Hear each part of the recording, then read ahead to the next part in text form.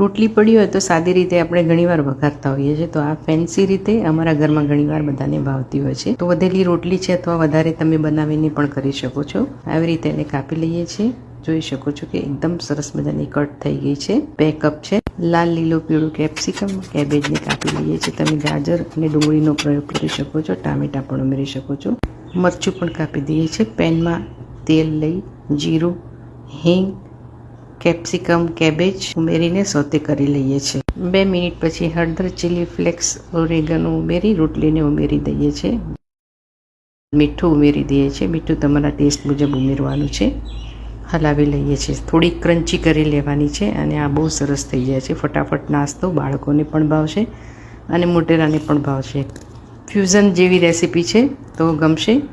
ફટાફટ ખાઈ લેવાની છે. કેચઅપ, સોયા સોસ કંઈ પણ નાખી શકો છો. ઘરમાં રોટલી પડી હોય અને બાળકોને કંઈક ખાવું હોય તો આ ફટાફટ રીતે તમે બનાવી શકો છો ને હેલ્ધી પણ ખરો. તળેલો તો નહીં જ, અને ઉપર સોસ ને એવું નાખીને આપો તો બાળકો ચપોચપ ખાઈ લેતા હોય છે. Thank you. એન્જોય.